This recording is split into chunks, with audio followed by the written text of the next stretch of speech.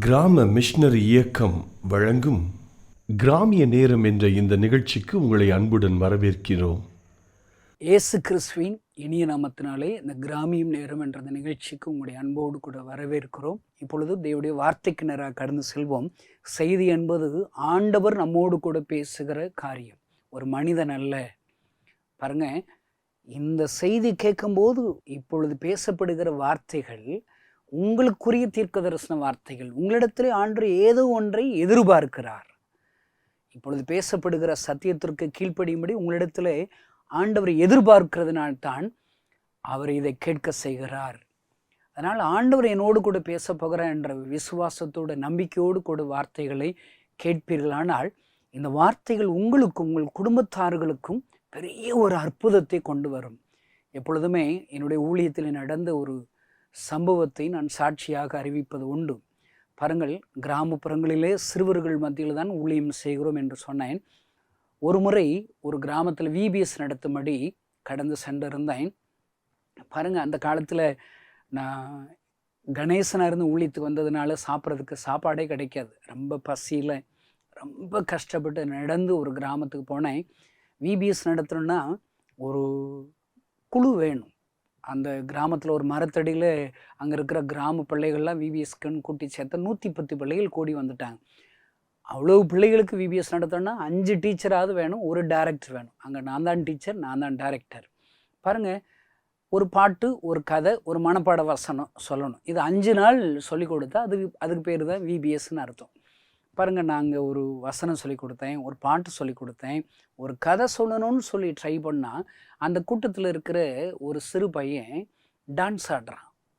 பாருங்கள், இந்த செய்தி கேட்குறவங்கள்ட்ட கேட்குறேன். நான் இங்கே ஒரு இடத்துல பிரசங்கம் பண்ணிக்கிட்டு இருக்கிறேன்.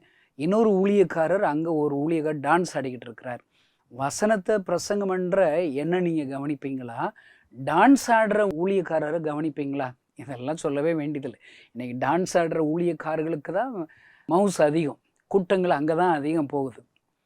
நடனங்களும் களியாட்டுகளும் ஆடல்களும் இன்றைக்கு விரும்புகிற காலகட்டத்தில் இருக்கிறோம்.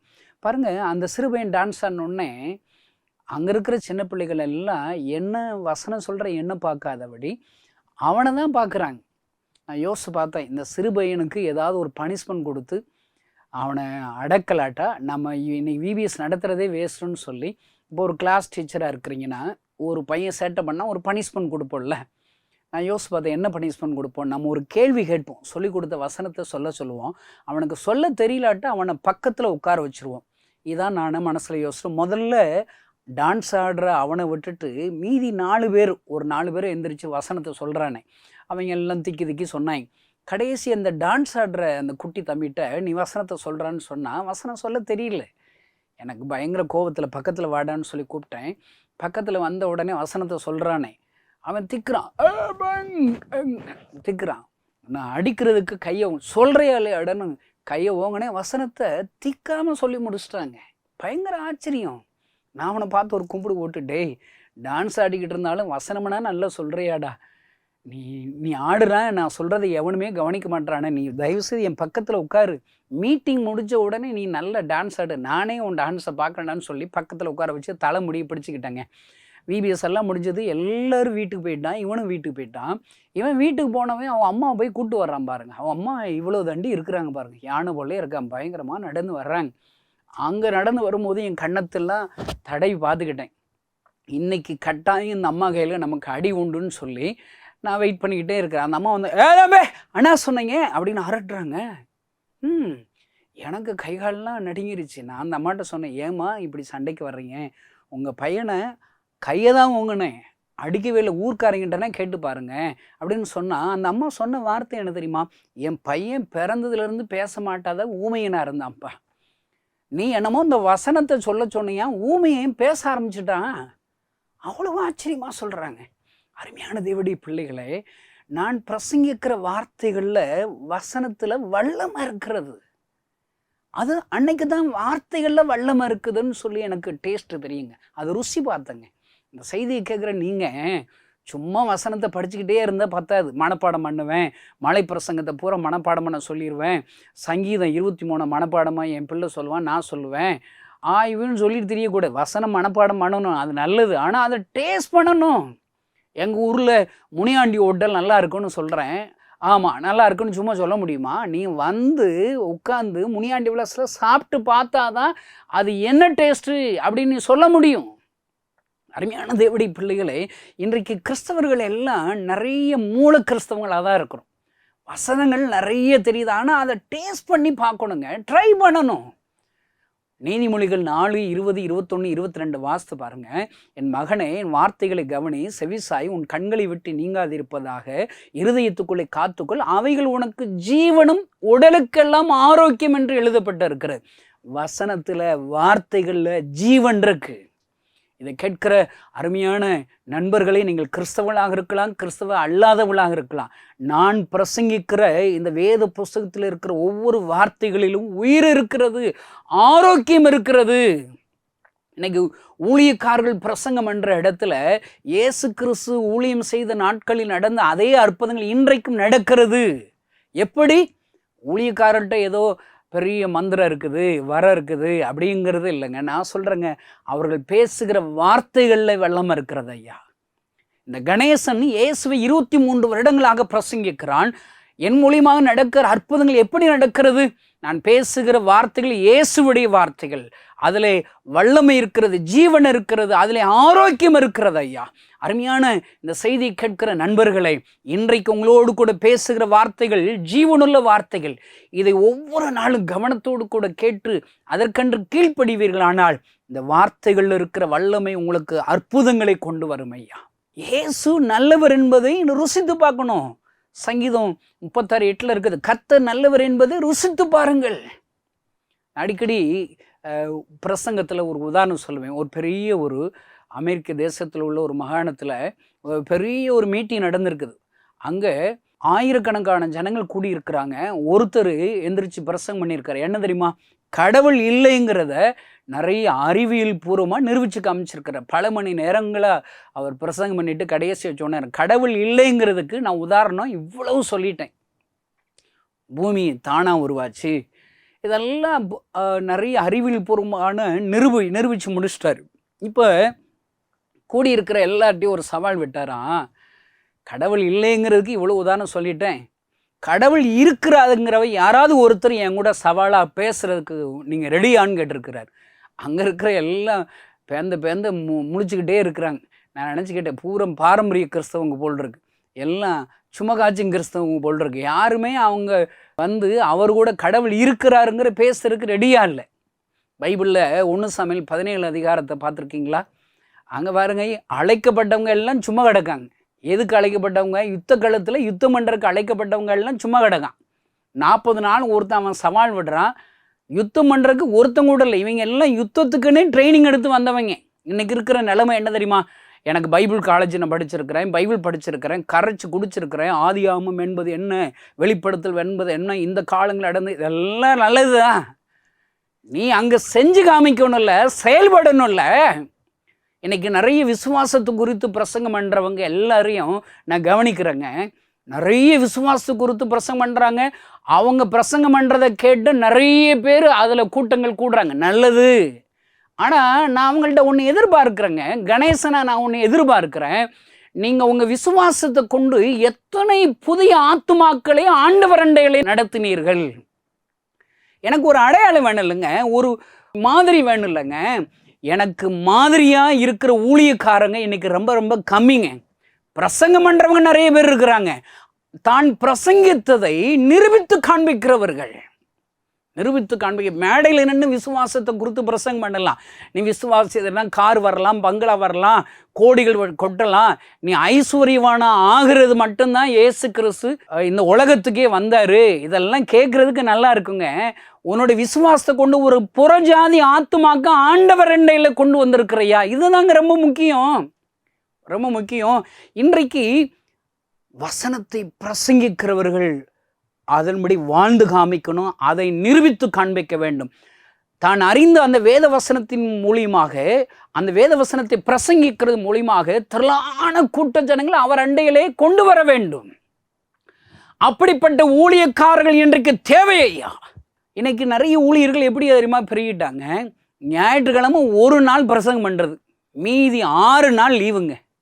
ஒரு நாள் ஒரு 2 மணி நேரம் வேலை பார்க்குறது. அதுக்கடுத்து என்ன, நான் மீதி நாள்களில் பார்ப்பேன் என்ன வேலை பார்க்குறது, பிரசங்கம் பண்ணுறது தான் ஊழியம் நினச்சிக்கிட்டு இருக்காங்க. கிறிஸ்தவங்களை மாற்றுறதுக்கு பிரசங்கம் பண்ணிக்கிட்டே இருப்பாங்க. நான் சொல்கிறேன், இப்படியே காலத்தை கழிச்சிங்கன்னா உங்களுக்கு நரகம் உறுதிங்க. நாம் அதுக்காக கிறிஸ்தவங்கள்ட்டையும் பிரசங்கம் வேண்டான்னு சொல்லலை, அங்கேயும் பிரசங்கம் பண்ணணும், புறஜாதிகள் மத்தியிலும் பிரசங்கம் பண்ணணும். பாருங்கள், ஆண்டவர் என்ன செஞ்சார், கிராமங்கள் தோறும் பட்டணங்கள் தோறும் நடந்து தெரிந்து சுவிசேஷத்தை அறிவிக்கிறார். அருமையான தேவனுடைய பிள்ளைகளே, உயிருள்ள ஏசப்பன் நம்ம கூட இருக்கிறாங்க, அவருள்ள உயிருள்ள வார்த்தைகள் நம்ம கூட இருக்குது. அப்போ நம்ம செயல்பட வேண்டியதானங்க. என்னை பொறுத்தளவுக்கு இயேசு கிறிஸ்து யார் உள்ளத்தில் உண்மையாக வந்துட்டாரோ அவங்க எல்லாம் ஒரு மிஸ்டரி தாங்க. நீங்கள் கிறிஸ்தவங்களாக இருக்கிறீங்களா, எப்படி கிறிஸ்தவன் சொல்ல, இயேசு கிறிஸ்து உங்கள் வாழ்க்கையில் வந்துட்டாரு, அவங்க தான் கிறிஸ்தவம். அப்போ நீங்கள் மிஸ்டரின்னு அர்த்தம். மிஸ்டரியாக நீங்கள் மாறிட்டேன்னு, மிஸ்டரியாக போகிறதுக்கு தகுதியாயிட்டேன்னு அர்த்தம். பைபிளில் உங்களுக்கு ஒரு சில மிஸ்டரிகளை உங்களுக்கு காண்பிச்சு கொடுக்குற பாருங்க.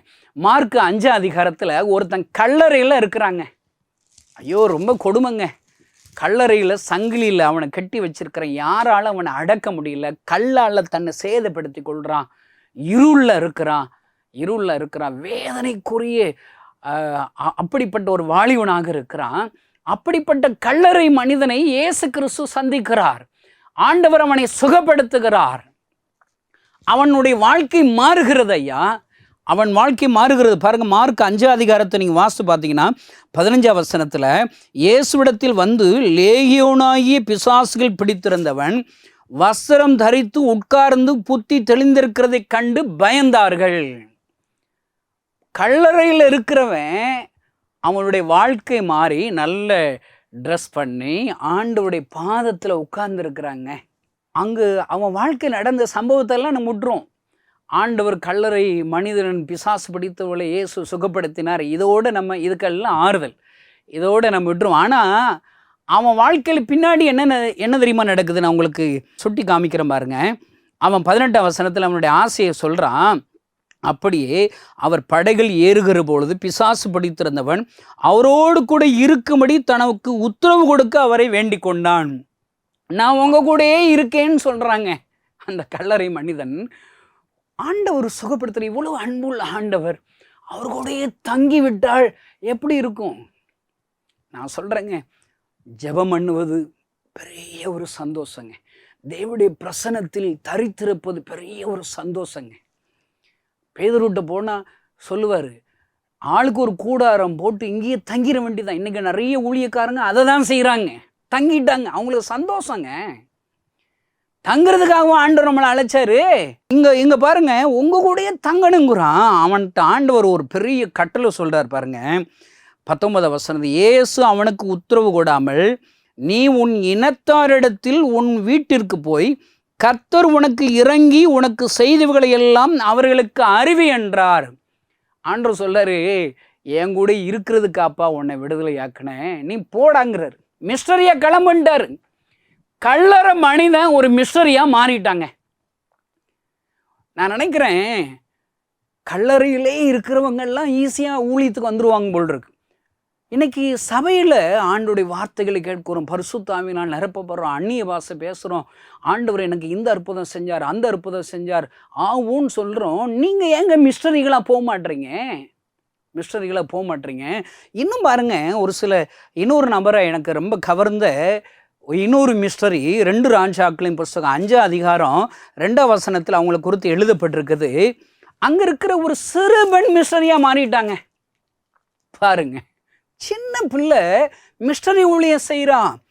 நான் சொல்கிறேங்க, ஒருத்தன் உண்மையாக ரட்சிக்கப்பட்டானா அவனால் இயேசு பற்றி சொல்லாமல் இருக்கவே முடியாதுங்க, அடக்கி வைக்க முடியவே முடியாது. இந்த சிறுபிள்ளையுடைய நிலைமையை பார்த்தீங்களா?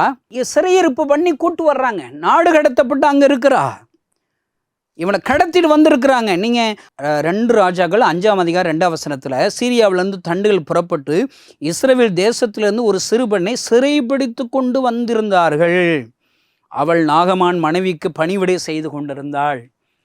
இப்போ இவ வீட்டில் அப்பா அம்மாவா சகோதரர் கூட இருக்கிறா. அங்கே எல்லாம் நாகமான் தலைமையில் படையெடுத்து வர்றாங்க. இந்த சிறு பிள்ளைக்கு நம்பிக்கை இருக்குல்ல, ஜெபம் பண்ணியிருப்பா. அவங்கள தோக்கடிக்கணும்னு சொல்லி ஜெபம் பண்ணியிருப்பா.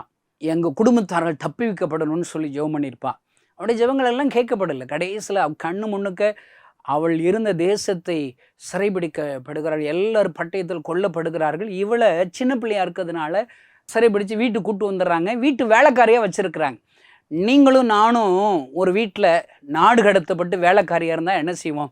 ஆண்டவரே, அவன் போகும்போது அவனை காலை ஒடியும் ஆண்டவரே, திடீரென்று அவனுக்கு மரணம் வருவதாக, கொரோனா அவனுக்கு வருவதாக, இப்படியெல்லாம் நம்ம ஜெபம் பண்ணியிருப்போம். பாருங்க, இந்த சின்ன பிள்ளை அதாங்க பார்க்குறதுக்கு தான் சின்ன பிள்ளை, ஆனால் அவன் முழு கிறிஸ்தவளாக இருக்கிறான். இன்றைக்கி எல்லாம் பெரிய ஆளாக இருப்பான். பூரா அக்கா கிறிஸ்தவங்க, அரை கிறிஸ்தவங்க, முக்கா கிறிஸ்தவங்க தான் சபையில் இருக்கிறாங்க. பதவி சண்டை போடுறது, பணச்சண்டை. என்ன நான் சொல்கிறேங்க, சர்ச்சில் பதவிக்கு வர்றதுக்கு பயப்படணுங்க. ஐயோ வேண்டாங்க, என்னால் முடியாது அப்படி சொல்கிறவங்க தாங்க கிறிஸ்தவங்க. நான் சொல்கிறேங்க, இன்றைக்கி சபை பதவியில் இருக்கிற கிறிஸ்தவ நண்பர்களே, நீங்கள் ஒழுங்காக அந்த பதவியில் இருந்து சர்ச்சு செக்ரட்டரியாக இருக்கீங்களா, ட்ரெஸரராக இருக்கீங்களா, இல்லை சபையில் இருக்கிற கண்காணியாக மூப்பர்களாக இருக்கீங்களா, அது பயந்து செய்ய வேண்டிய ஊழியம். 1000 வாட்ஸ் மின்சாரத்தோடு நீங்கள் விளையாடுவீங்களாங்க, அதுபோல் தாங்க ஊழியம். நீங்கள் தப்பு செஞ்சீங்க, அது உங்களுக்கு மட்டும் தண்டனை இல்லை, உன் பிள்ளைக்கு தண்டனை, உன் பேர பிள்ளைக்கு தண்டனை. ஜாக்கிரதையா இருங்க. உங்களுக்கு தகுதி இல்லைன்னு ஃபீல் பண்ணுறீங்களா, நான் ரட்சிக்கப்படலைன்னு ஃபீல் பண்ணுறீங்களா, என்கிட்ட இந்த பாவம் இருக்குதுன்னு ஃபீல் பண்ணுறீங்களா, நீங்கள் ஊழியத்துக்கு வராத. பாருங்க, இன்னைக்கு இருக்கிற பெரியவங்கள்லாம் சும்மா காய்ச்சும் கிறிஸ்தவங்களாக இருக்காங்க. இவன் பாருங்க, சின்ன பிள்ளை மனசில் ஒரு நற்செய்தி தெரிகிறது. ஆண்டவருடைய வல்லமை அவளுக்கு தெரிகிறது. தான் இருக்கிற இடத்துல அந்த நாகமானுக்கு குஷ்டம் இருக்கிறது. ஆனால் அவன் எங்கெங்கோ போய் பணம் செலவழிக்கிறான், எல்லாம் செய்கிறான், அந்த குஷ்டம் நீங்களே. இவளுக்கு ஒரு நற்செய்தி இருக்கிறது. கர்த்தரிடத்தில் போவார நாள், தீர்க்க தரிசனத்தில் போவான நலமாயிருக்கும் என்று சொல்லி அவள் நற்செய்தி பணியை சொல்ல ஆரம்பிக்கிறாள். ஒரு மிஷனரியாக மாறிடுறாங்க. அந்த சிறுபிள்ளை செய்த ஒரு மிஷனரி ஊழியத்தில் ஒரு சீரியா தேசமே கர்த்தரே தேவன் என்பதை அறிந்து கொள்கிறது. ஐயா, கள்ளரும் மனுஷன் மிஷனரியாக மாறிட்டான், சிறையில் இருக்கிற சிறுபன் மிஷனரியாக மாறிட்டான். இன்னும் உங்களுக்கு புதிய ஏற்பாட்டில் இன்னொரு உதாரணம் எல்லாருக்கும் சொல்கிறேன்னா, சமாரிய ஸ்திரீ. எனக்கு அந்த அம்மாவை ரொம்ப பிடிக்குங்க. அந்த அம்மா ஒரு நாள் ஏசப்பாவை சந்திக்கிறாங்க, ஒரு பிரசங்கம் கேட்குறாங்க.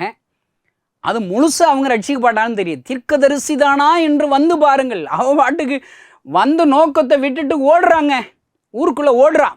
இப்போ நாம் ஓடுற அந்த அம்மாவை எதிர்கொண்டு போய், இங்கே வாமா, போகும்போது நீ கிணத்துல தண்ணி எடுக்க குடத்தை கொண்டு போனால், இப்போ குடத்தை எங்கே வச்சுட்டு நீ வாட்டுக்கு எங்கேயோ தீவிரம் ஓடிக்கிட்டு இருக்கேன்னு கேட்டோம்னா அவன் சொல்லுவான், நான் ஊழியத்துக்கு போகிறேன். நீங்கள் விட்டுருப்பீங்களா இக்கால கிறிஸ்தவங்க? நீ எத்தனை பிரசங்கம் கேட்குற? ஒரு பிரசங்கம். உனக்கு எத்தனை நாள் இயேசுவை தெரியும்? ஒரு நாள் ஒரு பிரசங்கம் கேட்டு ஊழியத்துக்கு கிளம்புறையே. நாங்கன்னா யார் தெரியுமா? 5 வருஷம் 10 வருஷம் 15 வருஷம் 20 வருஷம் கேட்டு சர்ச்சில் உட்காந்து பிரசங்கம் கேட்டு ரட்சிக்கப்பட்டு ஞானசானம் எடுத்து அபிஷேகம் பெற்று அந்நிய பாஷை பேசி இன்னும் நாங்கள் ஊழியத்துக்கு போகாத ஜப்பானிங்களே நாங்களே இருக்கோம். நீ ஒரு நாளில் மிஸ்டரியாக போகிற, உனக்குன்னா அறிவு இருக்கான்னு சொல்லி அந்த அம்மாவை ஊழியம் செய்யாதபடி உட்கார வச்சிருக்கிற கிறிஸ்தவங்க ஐயா நம்ம எல்லாம். பாருங்க, அவ பாவியான ஒரு மனுஷி இயேசுடைய அன்பை அறிந்து கொண்டு நம்மளால் சொல்லாமல் இருக்க முடியும், ஓடுகிறாள். அந்த அம்மாட்ட போய் ஊழியத்துக்கு போனோம்னா அழைப்பு இருக்குன்னு கேட்ட, அழைப்பா? அது என்ன அழைப்பு? ஒன்றும் தெரியாதுன்னு இருப்பா. அந்நிய பாஷை பேசுவியா? அது என்ன அந்நிய பாஷைன்னு போட்டிருப்பா. எனக்கு இயேசு யாருன்னு தெரியுது, அவர் நல்லவர்னு தெரியுது, அவர் ரட்சகர்னு தெரியுது, அவர் தீர்க்கதரிசின்னு தெரியுது. என்னால் எப்படி சொல்லாமல் இருக்க முடியும்? ஒரு பாவியான மனுஷி மனதிரு மிஸ்டரியாக மாறிவிட்டாள். இந்த செய்தி கேட்கிற கிறிஸ்தவ நண்பர்களே, நீங்கள் எத்தனை விட வார்த்தைகளை கேட்டு இந்த ஆண்டவருடைய அன்பை சுமந்து செல்லுகிற மிஸ்டரிகளாக எப்பொழுது நீங்கள் மாறுவீர்கள் ஐயா?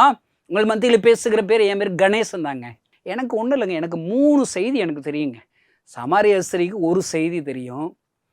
அந்த சிறுபிள்ளை தனக்கு தெரிந்த செய்தியை மிஸ்டரி ஊழியத்துக்கு அர்ப்பணிச்சிட்டா.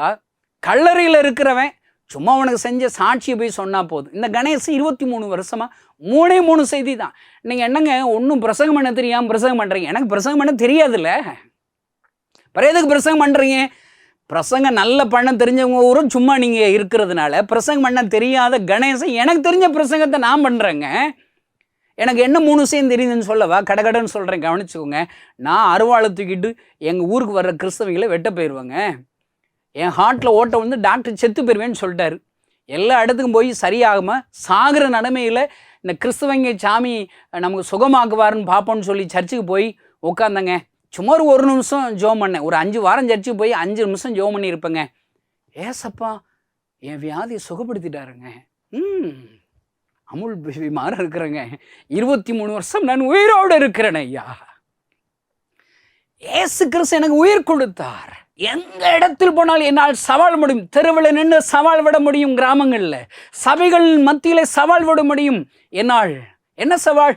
இந்த கணேசனுக்கு சுகமாக்கின அதே ஆண்டர் உனக்கு சுகம் கொடுப்பார் ஐயா. நான் கொஞ்ச நாள் அவரை மறுதளிச்சிட்டேன். ஏசுதான் குணமாக்குன்னு என்ன நினச்சின்னு மறுதளிச்சிட்டேன். ஆனால் ஏசு கிறிஸ்து என்னை கைவிடலைங்க. நான் ஒரு கிராமத்தில் ஒரு பாழடைஞ்ச கட்டடத்தில் தூங்கி எந்திரிச்சு வீட்டுக்கு போகணுன்னு சொல்லி இருக்கிற நிலைமையில் ஏசு கிறிஸ்து என் முன்னாடி தரிசனமானார். இந்த 2 கண்களினாலே அவரை பார்த்தேன். அவர் அழுது கொண்டே இருந்தார். இந்த 2 காதுகளினாலே அவருடைய அழுகிற சத்தம் எனக்கு கேட்டதையா. உலகத்தில் உள்ள எல்லா ஜனங்களுக்கு அவர் அழுது கொண்டே இருந்தார். நானே தேவன், என்னை தவிர வேற தேவர்களை நான் இந்த ஜனங்களுக்காக பரிதபிக்கிறேன். என்னால் படைக்கப்பட்ட என் ஜனங்கள் இவளை ஆசீர்வதிக்க விரும்புகிறேன், சந்தோஷம் தர விரும்புகிறேன், சமாதானம் தர விரும்புகிறேன், வியாதிகளை சுகமாக்கும்படி விரும்புகிறேன். ஆனால் யாருமே என்கிட்ட வரமாட்டாங்களே, என்னால் எல்லாமல் எங்கோ போய் கொண்டு இருக்கிறார்களே என்று சொல்லி அவர் அழுது கொண்டே இருந்தார் ஐயா. நான் அவரை பார்க்கும்போது அவர் இயேசுன்னு எனக்கு தெரியாதுங்க. அவர் அழுகிற மனுஷர், யாரோ ஒருவர் அழுகிறார் என்று நான் பார்த்தேன். சொப்பனமாக எனக்கு தெரியாதுங்க, தரிசனமாக எனக்கு தெரியாதுங்க. என் கண்களினால் பூட்டி இருக்கிற அறையிலே அந்த அழுகிற மனிதரை பார்த்தேன். யாரோ ஒருவர் அழுது கொண்டு இருக்கிறார் என்று கேள்வியோடு இருந்தபோது பஸ் ஸ்டாண்டுக்கு போனால் கூட்டமாக இருக்கிற ஜனங்களை பார்த்த உடனே இந்த அழுக சத்தம் வருதுங்க. பஜார் போனால் கூட்டமாக இருக்கிற ஜனங்களை பார்த்த உடனே அழுக சத்தம் வருது. எங்கே போனாலும் அழுக சத்தம் என்னை துரத்தி கொண்டே இருந்தேன். அந்த அழுக சத்தம் எப்போ கேட்டாலும் என்னை அறியாமல் நான் அழுது விடுவேன். எல்லாரும் என்னை பைத்தியக்காரன் என்று சொல்லிவிட்டார். எனக்கு தெரிஞ்சிருச்சுங்க, எனக்கு பைத்தியம் பிடிச்சிருச்சு. நம்ம ரொம்ப அழுகிறோம், ஏதோ ஒரு அழுகிற சத்தம் கேட்கணும், நம்மளை தாங்க முடியலன்னு சொல்லி ஓடி ஓடி ஒளிவங்க. எங்கு போய் ஒளிந்தாலும் அந்த அழுகிற குரல் என்னை துரத்தி கொண்டே இருந்தது ஐயா.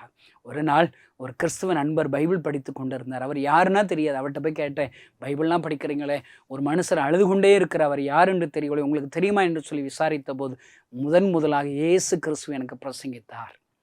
நிறைய வசனத்தை எடுத்து எனக்கு வாசிக்க காண்பித்தார். ஆச்சரியமாக இருக்குதுங்க. இப்படித்தான் அவர் அழுதார், இதே போல தான் அவர் அழுதார் என்று சொன்னேன். அருமையான அந்த கிறிஸ்துவ நம்பர் சொன்னார், உலகத்தில் உள்ள எல்லாருக்காக ஒருத்தர் அழுகிறாருன்னு. அவர் ஒரு மனிதர் இல்லை, அவர் தான் இயேசு கிறிஸ்து என்று எனக்கு சொல்லிக் கொடுத்தார். எனக்கு உயிர் கொடுத்த ஆண்டவர் இன்றைக்கும் அழுது கொண்டே இருக்கிறாரா? அவரை அறியாத ஒவ்வொரு ஜனங்களுக்கு அழுது கொண்டு இருக்கிறாரா? அப்படி என்றால் அவர்தான் உண்மையான கடவுளாக இருக்க முடியும் என்று சொல்லி அவர் கைகளை என் வாழ்க்கை இன்னும் ஒரு விஷயம் அர்ப்பணித்தேன். நான் அறிந்த 2வது செய்தி என்ன தெரியுமாங்க? இன்றைக்கு ஒவ்வொரு மனிதனுக்காக இயேசு கிறிஸ்து அழுது கொண்டு இருக்கிறார். இந்த செய்தியை கேட்கிற சகோதரனே சகோதரி, உனக்காக என் ஆண்டவர் கண்ணீரோடு இருக்கிறார். நீ கவலையோடு, கடன் பிரச்சனையோடு, வியாதியோடு, குழந்தை பாக்கியம் இல்லையே, திருமண காரியம் தடைபடுகிறது, எனக்கு வேலை இல்லை என்று சொல்லி அழுகையோடு இந்த வார்த்தைகளை கேட்கிறாயா? நான் பிரசங்கிக்கிற இயேசு கிறிஸ்து உனக்காக அவர் அழுது கொண்டு இருக்கிறார் ஐயா. 3வது செய்தி என்ன தெரியுமா? என் கண்ணீரை தொடச்சி ஏசப்பா கண்ணீர் வடிக்கிறாருங்க. எப்படிங்க என்னால் சும்மா இருக்க முடியும்? பைபிள் கிடையாது, புதிய ஏற்பாடு பழைய ஏற்பாடு தெரியாது, ஒரு வசனம் எனக்கு தெரியாது. ஊழியத்துக்கு போயிட்டேங்க மிஷரியா. என்னால் சொல்லாமல் எப்படிங்க இருக்க முடியும்? என் கண்ணீரை துடைத்தவர் கண்ணீர் வடிக்கிறார். நான் எனக்கு தெரிஞ்சதை பக்கத்தில் போய் சொல்லுவேன். பாவம் ரொம்ப அழுறாருல, நாம் போய் சொல்லுவோன்னு சொல்லி பக்கத்து கிராமத்தில் போய் சொன்னேங்க. எனக்கு தெரிஞ்ச 2 விஷயத்தை சொல்ல ஆரம்பித்தேன். ஏசப்பா எனக்கு உயிர் கொடுத்தார், அற்புதம் செய்தேன், வியாதிகளை சுகப்படுத்தினார். அந்த ஏசப்பா இன்னைக்கு உனக்காக அவர் அழுது கொண்டே இருக்கிறார். இந்த 2 செய்தியை சொல்ல ஆரம்பித்தா ஒரு 10 வீடு தள்ளி 11ஆம் வீட்டில் ஒரு அம்மா படுத்த படுக்கையாக இருக்கிறாங்க. இந்த அம்மா செத்து போயிடுவான்னு சொல்லி அந்த வீட்டில் நிறைய சொந்தக்காரங்கள்லாம் கூடியிருந்தாங்க. அவங்க இந்த அம்மாவுக்கு ஓதி விடுங்கிறாங்க. எனக்கு ஓதவே தெரியாதுன்னு சொன்னேன். ஒரு ஆள் சட்டையை பிடிச்சி அடிக்க வந்துட்டார். ஒழுங்கா ஓதுறியா இல்லையான்ட்டார். வேறு வழி இல்லை. அந்த கட்டில் இருக்கிற அம்மாவை தெருவில் வச்சுட்டாங்க. தெருக்காரங்கள்லாம் கூட்டிட்டாங்க. அங்கே வீட்டில் இருக்கிற சொந்தக்காரங்கள்லாம் கூட்டிட்டா. ஓதுறாங்கிறாங்க, இல்லை அடிப்பேங்கிறாங்க. வேறு வழி இல்லாமல் கண்ணை மூடி எனக்கு ஜெபம் பண்ண ஓத தெரியாது. கண்ணை திறந்துக்கிட்டே ஏசப்பா உங்களுக்கு ஏதோ பிரச்சனை படுத்து கிடக்காங்க, என்னமா செஞ்சு நீங்கள் சரிப்படுத்திருங்கன்னு சொன்னங்க. திடீர்னு பார்த்தா கை கால்லாம் அசையாது, அம்மா கை கால்லாம் இப்படி அசையுது. இந்த சாகும்போது விக்கு விக்குன்னு இழுக்கல, அது போலயே இருக்குது. திடீர்னு அந்த அம்மா கட்டிலேருந்து கீழே விழுந்தாங்க, உருண்டாங்க, பிறண்டாங்க, கத்துறாங்க, கதறாங்க. என்ன நடக்குன்னே தெரியலங்க. 4 வார்த்தை சொன்னதுக்கு இவ்வளவு அக்க போகிறாங்க. நான் வேடிக்கை பார்த்துட்டே இருக்கிறேன், என்னடா நடக்குது இங்கே அப்படின்னு. திடீர்னு பார்த்தா அந்த அம்மா நிசப்தம் ஆயிட்டாங்க, அதான் கிடக்காங்க.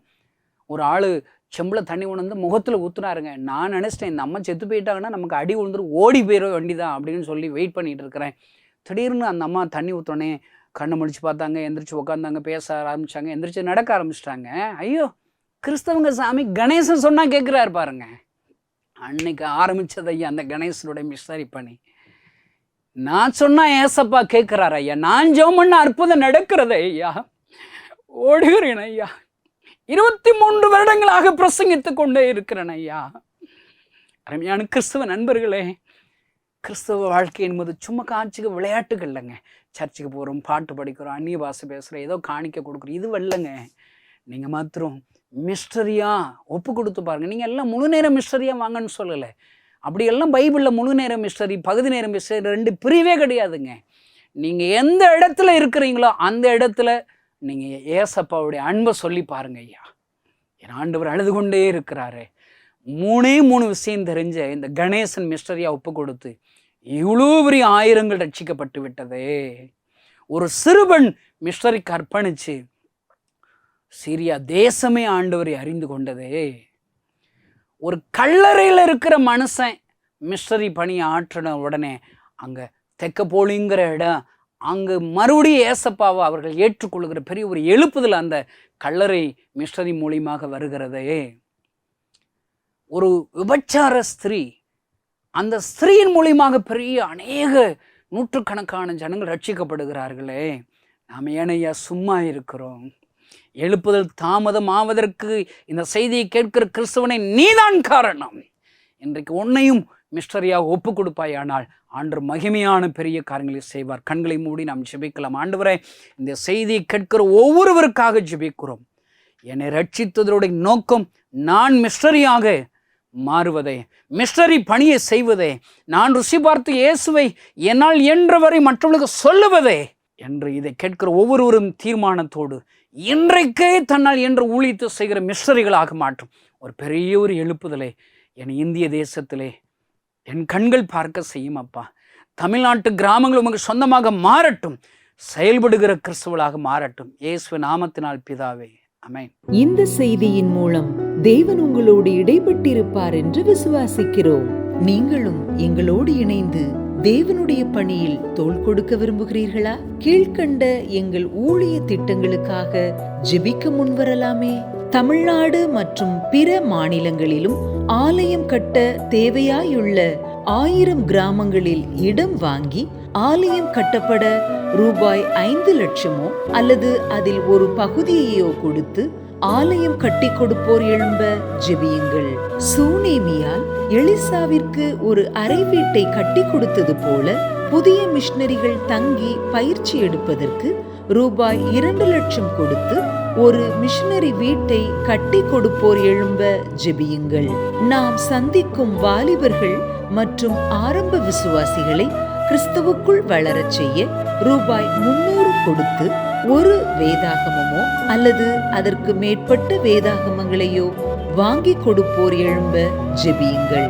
நாம் பணி செய்யும் 8 மாநிலங்களிலும் உள்ள முழுநேர மிஷனரிகளை மாதந்தோறும் ரூபாய் 10,000 கொடுத்தோ அல்லது இயன்ற காணிக்கையை கொடுத்தோ தாங்குவோர் எழும்ப ஜெபியுங்கள். தமிழ்நாடு மற்றும் பிற மாநிலங்களிலும் துரிதமாக சுவிசேஷம் அறிவிக்கவும் பின்தொடர் பணிக்காகவும் சுவிசேஷ வாகனங்கள் வாங்கி கொடுப்போர் எழும்ப ஜெபியுங்கள். மேலும் எங்களோடு தொடர்பு கொள்ள விரும்பினால் திரையில் காணும் எமது முகவரியை குறித்துக் கொள்ளுங்கள். கிராம மிஷனரி இயக்கம், தபால் பெட்டி எண் 51, விருதுநகர் 626001. இந்த நிகழ்ச்சியையோ அல்லது எங்கள் ஊழியத்தையோ நீங்கள் தாங்க விரும்பினால் கீழ்காணும் தொலைபேசி எண்ணை தொடர்பு கொள்ளலாம். 7378000444 7378000444. கர்த்தர் தாமே உங்களை ஆசீர்வதிப்பாராக.